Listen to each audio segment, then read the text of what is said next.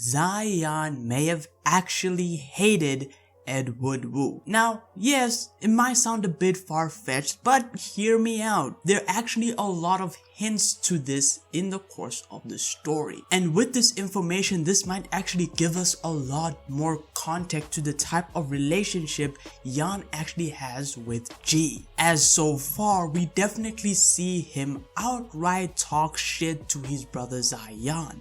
But I have a little theory that Zion does truly love his own brother. And when he does talk brutally, I think it's actually a matter of honesty, as he's given Zaiji time and time again to redeem himself. But we're talking about Edward Wu, of course. So what's the case? We'll start off with the flashback in chapter 159. Where Zion was on the mission to kill the leader of whatever organization that was probably based in China. It did take Zaiji a lot of actual effort to do this. And when he comes out, he realizes that though he fought 2 bodyguards, which took a lot out of him, there were many more outside that Edward Wu, Zion, Fei, and the connector himself took out. Which, of course, we know the purpose of this flashback to show that Zaiji was second fiddle.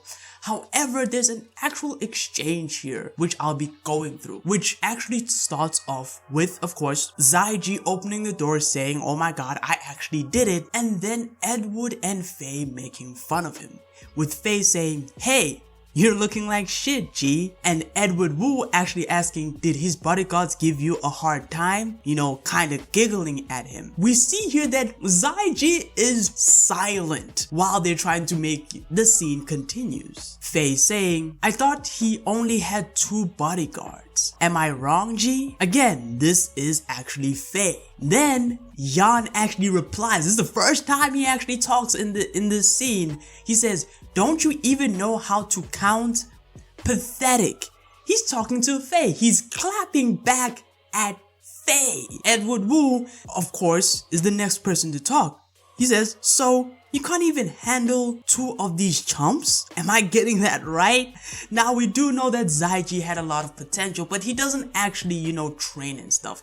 And here we begin to see Edward Wu start to look down on Zaiji. Of course, we go to the next page and Edward Wu, of course, carries on saying, "I can't believe you put up with this guy, Yan. If I were related to him, I would have killed him a long time ago." Again, Edward Wu specifically, I think from this moment, Edward Wu wanted to kill Zaiji. Of course, we now get to see Zion reply to this. He says, "Don't remind me, or it'll tempt me to kill him. Can't you at least handle a simple chore or 2?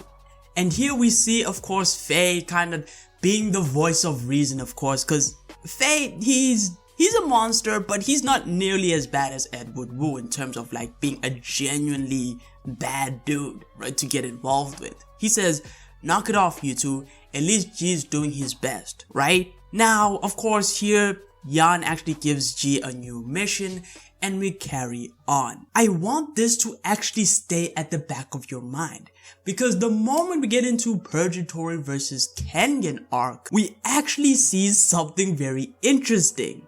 And that is that the worms begin to show themselves, right? But there's also something else that's very interesting about that as well. The first one is that, of course, the worm members didn't tell each other who and who was not a worm. Of course, this was consistent throughout all the worm members. Yan did instruct them to not reveal their identities until that moment. Except there are 2 people who are lost when this stuff is happening. Of course, we see Naiden reveal that he is one of the direct subordinates of course, Yan. And Edward Wu and Zaiji are the only people that are confused at this. Of course, this is when Edward Wu says that, of course, they're not supposed to reveal their identities. But we see that though everyone understands this, there's something else that is completely left out. That Yan didn't tell Edward Wu nor Zaiji. Because Lu Tian later on shows himself. Now, the interesting thing about Lu Tian is that he's not a direct subordinate of Yan. He's actually one of the last Nico's underlings. So how is it that he has the same order?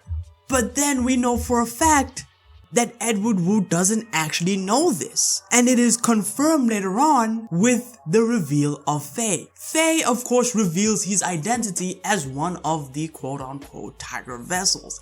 And it is at this moment where Edward Wu puts 2 and 2 together. Yan has probably proceeded to the next part of course, whatever plan they were actually trying to cook it up. But here's something interesting. The first thing Edward Wu thinks of doing is killing Zaiji.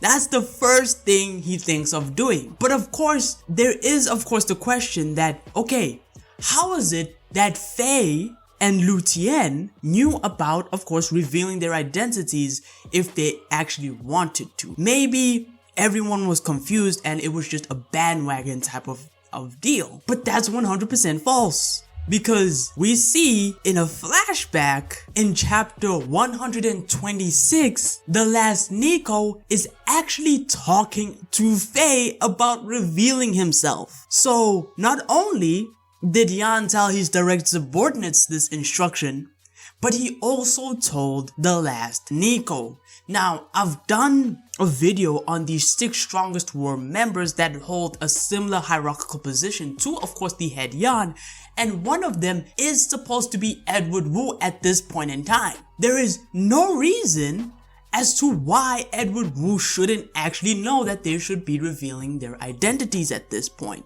Unless, of course, Yan knew of Edward Wu's intentions, which again, we just went through the flashback. Edward Wu been wanting to kill Zaiji, right? And it would also make sense that, of course, Yan wouldn't tell Zaiji because they haven't seen each other in a long time. And look, Zaiji's a bum, alright? I get it. Look, he had his time to shine. He's a bum though, let's be honest. But what this does prove is that Yan went out of his way to protect Zaiji in this situation in the way that he knew he could. Which brings up a very interesting question. What would have happened if Edward Wu had his way completely? Say he beat the Wu clan alliance, of course with the Kure clan, and he killed Zaiji and made it out. What would have happened in that type of situation? And I genuinely think that Yan would have straight up looked at Edward Wu straight in the eyes and said to him, "Edward, you were too strong."